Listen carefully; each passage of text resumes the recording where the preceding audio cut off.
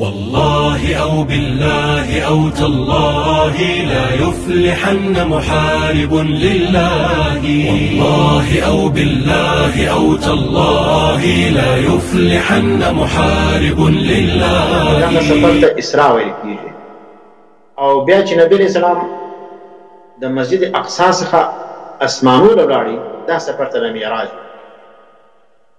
نو الله وی پاک دی هغه ذات چې بوتي خپل بنده د شپې په یو حصہ کې لیلن دا تنوین د تنکیر د پاره دی، معنا په یو کوچنی حصہ د شپې کې د مسجد حرام څخه مسجد اقصا له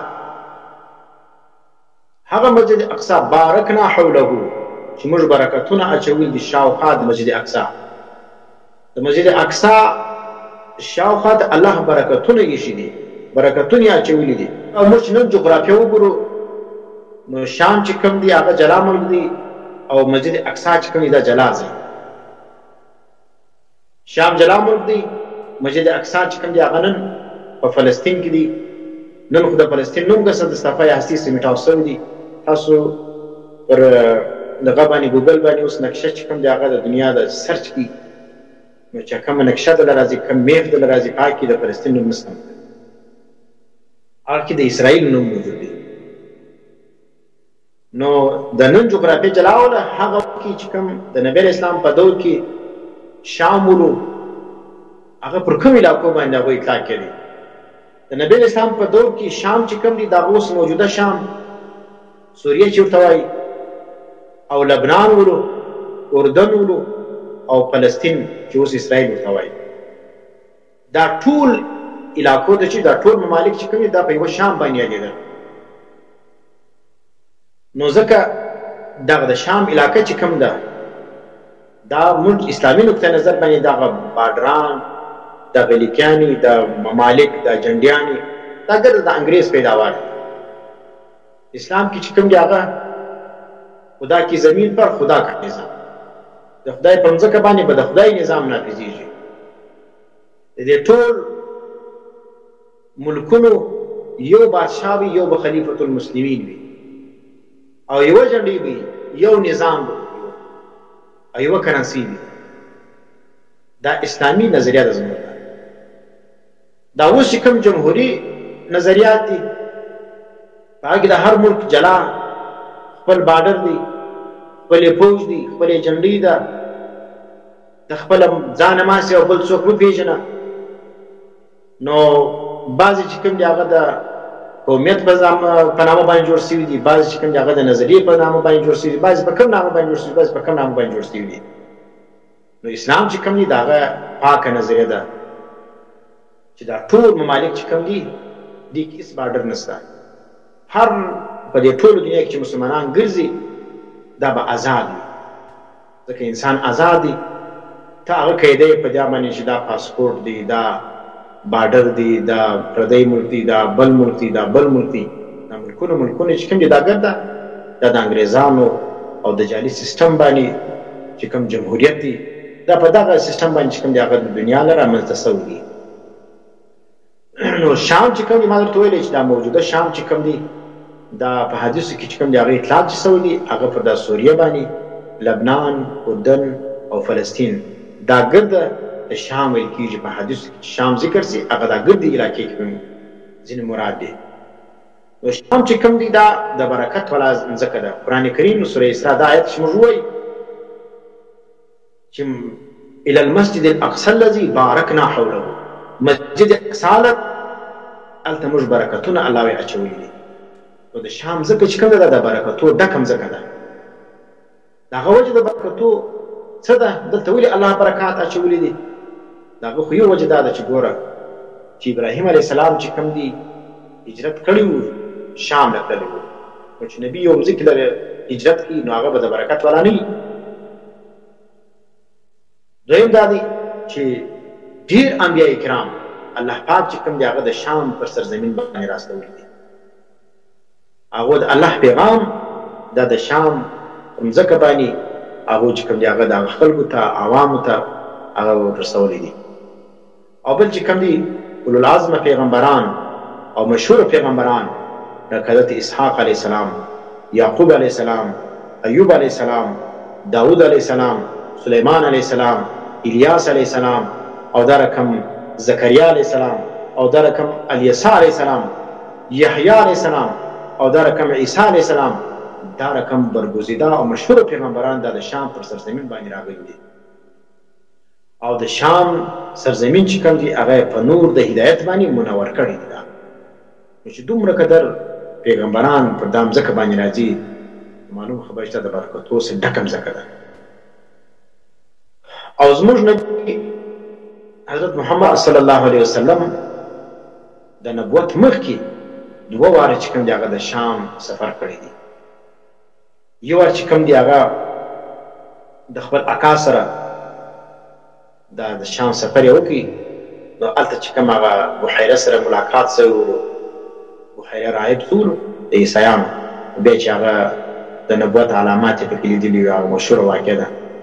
نو یو وار چې کوم دی نبی اسلام د خپل اکا سره د شام سفر کړی دی. او دویم وار چې کوم دی نبی اسلام چې د حضرت خدیجه رضی الله تعالی عنها مال تجارت چې کوم دی هغه یې ویوړي شام لره، نو هلته چې کوم دی هغه یې خرڅ کړي او بیا ډېره نفع وکړه. دا دویم وجوهات شولې. دویم دا دی. دریم وجه دا ده دا د شام ځکه چې کوم ده په دې کې د الله دریم کور دی. ګوره پر ګرده ځمکه باندې د الله چې کوم دی هغه درې مقدس ترین مقامات دي، مسجد حرام، مسجد نبوي او مسجد اقصی. دا درې ځایونه کې چې کوم دی هغه یو اهم ځای چې مسجد اقصی دا په شام کې واقع دی. خو بل دا دی د مسجد اقصی ذکر قرآن کریم کړی دی. دا سورة اسراء کې سبحان الذي اسرى بعبده ليلا من المسجد الحرام الى المسجد الاقصى الذي باركنا حوله لنريه من آياتنا انه هو السميع البصير. الله دې مې بوتي په یو حصه د شپې کې د مسجد حرام سره مسجد اقصی لره. بیا دغه بل څه په الذي باركنا حوله د مسجد اقصی شاوخواته الله ما برکتونه اچولي دي، ډېر برکات دي. بل وجه دا د مسجد اقصی چې کوم دی د دې ځای څخه معراج سوی دی، نبی علیہ السلام اسمانو رکړلی دي. معلومه خبره چې نبی علیہ السلام د مکې شریف څخه ځي مسجد اقصی له د هغه ځای څخه بیا ځي اسمانو له. او په مسجد اقصی کې نبی علیہ السلام د انبیاو امامت هم کوي. نو مسجد اقصی چې کوم د مسلمانانو په نیز باندې ډېر اهم ترین ځای دی او ډېر مقدس ترین ځای دی. نو اصل وارثان د مسجد اقصی مسلمانان دي. او بل دا دی چې د تحویل قبله مخکې مسلمانانو نبی اسلام منځ کوي، نو هغه جهت قبلي چې هغه مسجد اقصی و. ځکه قبله اول چې کوم د مسلمانانو دا مسجد اقصی و، مسلمانانو هغه طرف ته منځ کوي. دغه بعد چې کوم دی بیا د نبی اسلام خواهش دا و چې کعبه شریف ته منځ وکړم. الله پاک چې کوم دی هغه د کعبه دا حکم را نازل کی قد نرى تقلب وجهك في السماء فلنولينك قبلة ترضاها. ویني دا چې سلو دا مسجد اقصی چې کوم دا د مسلمانانو اوله قبله ده. او بل وجه دا ده شام دغه فلسطین علاقه او شام لبنان اردن دا ګرځي مال شامل کیږي. دغه علاقه چې کوم ده دا د اهل حق او مجاهدینو هغه ګروه چې کوم دی هغه بدلته موجود دی. اخره زمانه کې چې د حق پرستو جماعت ته پیژنې هغه د دا ځای مجاهدین وي. اوس چې کوم دی هغه خلک چې مازې یو سړی جهاد کوي یا د کافر خلاف توره راپورته کوي، نو انګریز او دغه ایجنټان چې کوم دی هغه په مختلفو نمو باندې چې کوم دی هغه بیا وویلي او مختلف الزامات ورباندې ولګي او بیا چې کوم دی هغه بدنامه کړي. عام خلک چې کوم دی هغه د هغه پروپاګانډې شکار سي او بیا چې کوم دی هغه ته بد رد وایي. نو څوک بیا د خوارجو په نامه باندې درکوي، څوک د امریکې پیداوار بولي، څوک د روس پیداوار بولي، څوک د فلاني ایجنسي پیداوار بولي. دا چې څلو دا خبرې فالتو خبرې دي. دا د فلاني ایجنسي پیداوار دي، دا د فلاني ملک پیداوار دي، دا فلاني راپورته کړي دي. نو دونه قدر خلک پاګلان نه دي چې د امریکې دپاره جنګېږي یا د روس دپاره جنګېږي یا د بل یو ایجنسي دپاره جنګېږي. خلک چې کوم دی هغه د نظریې په بنیاد باندې جنګېږي، د کفارو سره یا د نورو خلکو سره چې جنګېږي هغه یو نظریه لري. ځکه نبی اسلام فرمایي لا تزال طائفة من امتي على الدين ظاهرين لعدوهم قاهرين لا يضرهم من خالفهم الا ما اصابهم.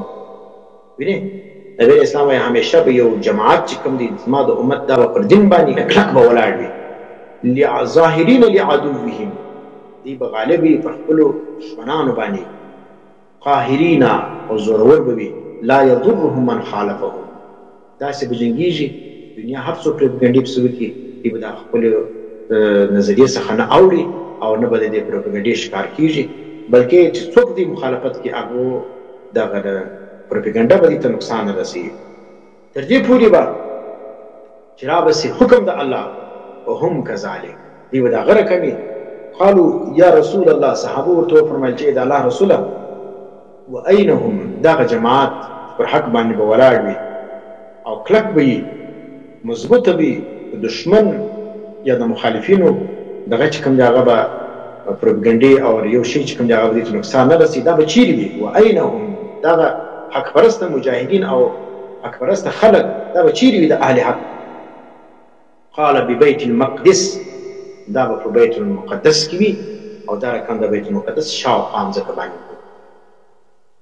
نو دا چې څومره د بیت المقدس حفاظت چې کوم دی دا به حق پرسته خلق وي، چې کوم څوک ځان ته دغه وایي مسلمان وایي او کلمه یې ویلې پر نبي علیه اسلام باندې، او دا رقم د نبی علیه اسلام او د صحابو د تابعینو د تبع تابعینو د امامانو جنډې یې پورته کړي چې زه د هغو پر طریقه باندې روان یم، او دا رقم د امام مهدي د لښکر صفایي ځان بولي او د دجال سره مخالف ځان بولي چې زه به د دجال مقابله کوم، نو هغه کسان چې کوم دی هغه به د بیت المقدس د ازادۍ نظریه لري. خدای دې خیر کړي دا اوس چې کوم حالات روان دي پر غزه باندې او فلسطین باندې او بیت المقدس خلاف اسرائیل چې کوم سازشونه کوي او کوم منصوبې جوړې کړي دي او عالمي دنیا چې کوم د هغه ګرده د دې سره ملګرتیا کوي او مسلمانان چې کوم دي هغه پټه خوله یا دغه چې کوم دي په پټه باندې هغه مدد کوي، نو ځان دا چې امام مهدي راسي یا عیسی علیه السلام راسي، زما نه دي خیال چې دا زموږ مسلمانان چې کوم دي دا دي د امام مهدي هغه بیا ملګرتیا وکړي، یا دي دا زموږ مسلمانان چې کوم ممالک دي دا دي بیا د امام مهدي په لښکر کې وجنګېږي. ځکه تاسو وګورئ چې اوس پر بیت المقدس باندې کم حالات دي، نو بیت المقدس باندې هغه شاوخوا چې کوم مجاهدین دي هغه جنګېږي او پر هغو باندې چې کوم دي هغه بمبارۍ شروع دي، هغه چې کوم دي شاوخوا محاصره دي، د دنیا یو شی نه ورځي او ټینکونه هلته ورننوتلي دي او کورونه یې وربمبار کړو، هسپتالونه یې وربمبار کړو، ډوډۍ ورباندې بنده ده، اوبه ورباندې بندې دي، هر څه ورباندې بند دي، لیکن موږ مسلمانان چې کوم دي هغه داسې په ارامو باندې ناست یو. نو نبي علیه اسلام د مؤمن سړی چې کوم د مؤمنان ګرده دا په شان د یو جسد دی، که چیرې په بدن کې د انسان یو ګوته چې کوم دی هغه په تکلیف سي، دا ټول بدن به په تکلیف باندې. نو موږ چې کوم دی هغه ځان ته مسلمانان وایي او د مسلمانانو دا عمل دا قابل مذمت دی، ډېر بد عادت دی چې پر مسلمانانو باندې چې کوم دی هغه بد حال دی، هغه د لوږې مري، هغه چې کوم دی په ګمانو باندې ټول چې دی هغه دا رقم غافله دي، څوک هېڅ د شان سره لایق نه دي. نو دا رقم که چیرې د هغه جنګ سلسله طویله کړه او الله پاک چې کوم دی هغه امام مهدي راښکاره کوي، نو اوس چې کوم دی مسلمانان د دغه مجاهدینو سره او د دې سره چې کوم دی هغه بېزار دي، صرف د خولې تایید یې کوي، وایي موږ چې کوم دی هغه سیاسي او دغه چې کوم دی د دې مدد کوو، نور چې کوم دی هغه نه لښکر راستي نه جنګ له ورځي نه د اسرائیل خلاف یو کار کوي، دا 50 ممالک یا 50 ممالک دا ټول چې کوم دی هغه اسلحې هم لري، دا پوځ هم لري، دا پیسه هم لري، طاقت هم لري، دا چې په یوه خوله باندې سي دا ټوله دنیا چې کوم دی هغه دې جواب نشي کولی. چې مسلمانان کمزوري سولو، بې غیرته سولو، د مرګه څه بیره لري وینې او د مال محبت یې په زړه کې سولو، نو بیا چې کوم دي دا کسان دا د امام مهدي لښکر هم نه دي، دا د امام مهدي ملګرتیا هم نشي کولی، او دا چې کوم دی هغه د بیت المقدس د ازادۍ تمه د دې حکمرانانو څه کول دا بیخي انخیال است و محال است و دا خیال به نه کوي چې دا کسان به بیت المقدس آزاد. نو پکار دا دی چې موږ په خپل ځانو کې جذبه د ایمان پیدا کړو او دا رقم راپورته سو او د یهودیانو د کفارو د سازشونو څخه چې کوم دی هغه موږ ځان خبر کړو. خپل تاریخ وګورو چې زموږ مسلمانانو کوم تاریخ درلودی. نو دا بیت المقدس باندې دا حالات چې کوم دي دا ډېر افسوسناک حالات روان دي. مسلمانانو چې کوم حالتونه دي دا چې ته ګورې دا زمانه د خیال چې د دجال د ثبوت څخه چې کوم دي هغه موږ خلاص وو. په دا رقم باندې روان وو. د امام مهدي به راښکاره شوي، خلکو بیعت سره کړي اور مسلمانانو مجاهدین به لګیا جنګ به کوي او دغه ممالک چې کوم دا 50 ممالک چې په چا کې شنشاهیت دي، په چا کې جمهوریت دي، یو ځای چې کوم دی هغه سمستان چې کوم دی هغه سیوا د یو څو ممالکو هغه خلک امارت اسلامي ویني هغه کې مزدار کمزوریان دي چې هغه علل اعلان چې کوم دی هغه د خلکو تایید نشي کولای. ځکه عالمي قوتونه هغه دا نه پرېږدي چې د فلسطین د مسلمانانو د اعلان مدد وکړي. نو دا چې سلو نو په دا رقم حالات کې مار ټول که چیرې دجال راسي موږ به سر په سجده ورته پراته یو. دا ټول مسلمانان څه دي دا به دجال راولي دا معاشي پابندیانې را باندې لګي او دا رقم چې کوم دی هغه مې بیا ملکونه را بمباري او موږ چې کوم دی هغه کمزوري یو، موږ پیسې نه لرو، موږ معیشت کمزوري دي، وینې موږ بارډر باندې پلانې دا دندې ورته شوي، پاسپورټ نشته. مسلمانان په مابین کې پاسپورټ فیصله چې کوم ده دا دجالي فیصله ده، دا د مسلمانانو فیصله نه ده، دا د ایمان والاو فیصله نه ده. د مسلمانانو په مابین کې پاسپورټ بارډر نشته. چې کوم مسلمان ممالک مابین کې بارډر نشته یا پاسپورټ دي دا ګډ دجال سیستم دی په هغو ممالک کې. د جالي سیستم چې په کوم ملک کې راغلی د بیا مسلمان سره ګډېږي او مسلمان چې کوم دی هغه د مسلمان دښمن جوړېږي، یو د قومیت په بنیادو باندې تقسیمېږي، مختلف تقسیمونه به بیا پکې راځي. نو اصل نظر د اسلام چې د مسلمانانو مابین کې بارډر نشته. افغانستان دی که پاکستان دی که سعودي دی که شام دی که مصر دی که لبنان دی که اردن دی دا ټول ممالک چې کوم دي دا مسلمانان دي په مابین کې به بارډر نه وي. د دې ګرد به یوه جنډه وي، د دې ګرد به یو فوج وي، د دې به یو حکمران یو بادشاه به وي. نو اوس دا سرزمین د شام چې کوم دی دا په بله وجه دا د برکت ده چې په دې کې ډېر انبیا چې کوم دي هغه دفن دي. دا د مکې او د مدینې بعد پر ټوله روی زمین باندې تر ګردو زیات صحابه تابعین تبع تابعین دا د شام په ځمکه کې هغه وینئ د مکې او د مدینې بعد تر ګردو زیات صحابه او تابعین او تبع تابعین لوی لوی اکابر علما محدثین دا په شام کې هغه ده. شام ځکه به څنګه نه عزتمند ده. او بل به دا دي چې پر دغه مقدس ځمکه باندې د شام پر دې ځمکه باندې نجس ریاست چې کوم دی هغه موجود دی. اوس د 1948 بعد یو نجس ریاست قابض دا پر د فلسطین پر ځمکه باندې دا آباد شوي او قبضه یې کړې ده. فلسطینیان چې کوم دی هغه یې د خپلو علاقو څخه وایستل، ځکه ځینې واصلې په زور باندې په چمو باندې او اوس چې کوم دی هغه د فلسطین نوم په العالمي نقشه باندې موجود نه دی. نو په دې وجه باندې د فلسطین نوم چې کوم دی هغه ماته نن په نقشه کې د سیستانه ده.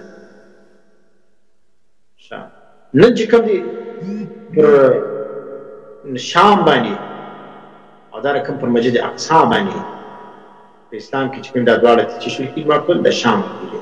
نو موږ نن چې کوم پر سرزمین د شام باندې چې کوم دي د مشرکانو د یهودیانو دا نجس قدمونه چې کوم دي هغه پراته دي. وینې د هغو تر پښو لاندې دي دا او د توحید جنډه چې کوم ده د ټولې دنیا دا 50 ممالکه یا چې د هغو آبادي چې کوم د 1.9 بلین مسلمانان جوړیږي دا مسجد اقصی او د 50 ممالکو ته په انتظار باندې دي چې څه ټیم به تاسو ما د کفارو څخه آزاد کړي.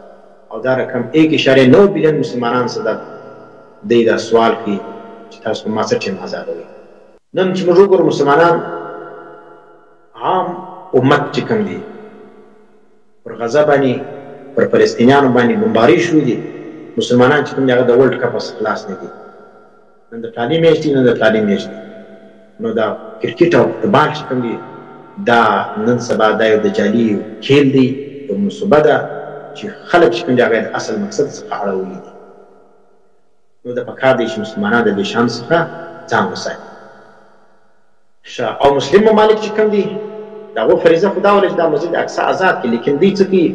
دوی په خپل ملکي سیاستونو کې چې کوم دی هغه غرق دي او یو د بل خلاف چې کوم دی هغه لګیا دي، یو د بل پښې وي او خپل ځان اقتدار ته رسوي. وینې دا چې کوم دا رقم کیسې چې روانې نو مسلمانان چې کوم دا په ترقي نشي لاړ. شام نو نن چې د سرزمین د شام د فلسطین ځکه دا چې د یهودیانو تر دا نجس شو لاندې ده، دا کېدای شي زموږ د بدعملۍ نتیجه وي، زموږ د بې ایمانۍ وو، زموږ د منافقت وو، زموږ د بدعملیو نتیجه ده چې نن فار چې کوم دی هغه پر مسجد اقصی باندې قابض کېږي او د شام ځکه چې کوم ده دا تر خپلو پښو لاندې او هلته چې کوم مسلمانان او مجاهدین دي هغه ورته کلک ولاړ دي، لیکن د دنیا یو ملک چې کوم دی هغه د فوج په اعتبار باندې هغه مدد نه کوي. هغې چندي چې کوم دی هغه څه ضرورت چندي دې ورمې دی، پیسې دې جمع کړې، بس په دې دې ځان خلاص کړي. علي چندي باندې کار نه کېږي. ته به ورځې د هغو سره به جنګېږي لکه څنګه چې په افغانستان کې د روس خلاف او د امریکې خلاف ټول مسلمانان د سعودي سه ونیسي تر پاکستانه پورې د ګردو علماو چې کوم دی هغه فتوا ورکړې چې دلته جهاد فرض عین دي. نو د دنیا خلک راغلو، مختلف ممالک راغلو، مسلمانان راغلو، شرکت یې وکړي او بیا چې کوم دی هغه امریکا ولاړه. افغانستان کې نه چې خالي افغانان جنګېدلي دي، په افغانستان کې پاکستاني علما او طالبان مجاهدین جنګېدلي، په افغانستان کې د سعودي علما او مجاهدین جنګېدلي، د یمن د جنګېدلي دي، د شام د جنګېدلي دي، د لبنان د جنګېدلي دي، د چچنیا د جنګېدلي دي، د بوسنیا د جنګېدلي دي، د ازبکستان د تاجکستان دا ګرد پکې جنګېدلي. ازبک مجاهدین مشهور نوم دي، دا ګوره دا ګرد د مجاهدین چې کوم دي هغه وجنګېدل، نو بیا کفار ته شکست ورکړ. لیکن نن چې د فلسطین مسله راغله، ټول چې هر څوک ځان ته اسلامي ملک وایي، چې هر څوک موږ وایي دا هغه پاک ملک دی، دا نو سم اسلامي ملک دی، هغه هم ځان ځای رسوي. دا رقم رویه کول دا مناسب نه ده. د قومیت او د ملک او د وطن د خاورې دپاره جنګېدل دا چې کوم دا صحیح مسله نه ده. کار چې مسلمانان چې کوم دی هغه د اسلام دپاره وجنګېږي، دا نه چې زما ملک دی ته د ملک دپاره جنګېږي، دا ملک مې ازاد کړي، بس بیا کیسه چې کوم دی هغه ختم ده. ته چې دغه ملک دې ازاد کړي، بیا به بل پسې ازادوي، بیا به بل پسې ازادوي، بیا به بل پسې ازادوي. الجهاد ماض الى یوم القیامه، جهاد به تر بل تر قیامت روان. دا چې بس ما په خپل ملک اسلام راوستی، بس زه پر اطمینان شولم، بس سب برابره شوله، نور چې کوم دی هغه دې خپل ملک خپل ازاد کړي، خپل دې جهاد وکړي. نو د هر ملک چې کوم دی دا ستا په ملک کې جهاد کامیابه سوی دی، دا د کومو وجه کامیابه سوی؟ د په دې وجه کامیابه سوی دنیا ټولو مجاهدینو مسلمانانو علماو باور کړه هغه رام شرکت یې وکړي، نو کیسه برابره سوله. نو دا چې زه تر خپلې خطې اخوا ته نه وځم، دا چې سلوک دا د کمزورۍ علامه ده، دا مسلمانانو د کمزورۍ دلیل دی. او دا چې کوم دی که په دا فلسفه موږ د انګریزانو سره لاړو، په دا رقم صلحې کولې، نو بیا به انشاءالله چې کوم دی هغه یو ځای اسلام ومومي. دا چې اوس کوم شکل و صورت په دنیا کې موجود دی، دا صورت هم ختمېږي. پکار دی چې مسلمانان هغه کفارو ته کلک ودرېږي، او لکه څنګه چې پر امریکایانو باندې فدایي حملې کولې، دا رقم چې هر دښمن عقلي د اسلام خلاف و هغه باندې چې کوم دی هغه دا رقم کلک ورته ودرېږي. د یهودیانو، د نصاراو، د امریکیو، د روسو، د دا ګردو ممالک خلاف چې کوم دی هغه دا رقم د جهاد اعلان وکړي، نو کیسه برابره شي. نو په دې وجه باندې موږ باندې لازم دی چې موږ د شام ځکه بلکې په دنیا باندې چې موجود څونه قدر قابض ممالک دي د کافرانو قبضه کړي دي، نو هغه کې چې د یهودیانو چې کوم سازشونه دي یا د هغو چې کوم عزایم دي، نو د هغو خلاف چې کوم دی هغه موږ ځان خبر کړو، په هغو باندې اوسو چې دا ولې دا رقم کېږي، مسلمانان ولې داسې کمزور دي. نو موږ چې کوم دی هغه پکار دی چې خپل همت راپورته کړو، د هغه د ازادۍ دپاره جدوجهد وکړو. او پکار دی چې موږ د جالیاتو وایو، دا رقم د جال سره کم سړی دی، او امام مهدي سره کم دی، حضرت عیسی علیه السلام، دا فتنې چې راځي په اخره زمانه کې دا به سره کم دی. دې چې موږ ځان خبر کړو، بیا به کیسه برابرېږي. کوم د دې څخه ځان نه خبروي، نو بس بیا چې کوم دی هغه به کیسه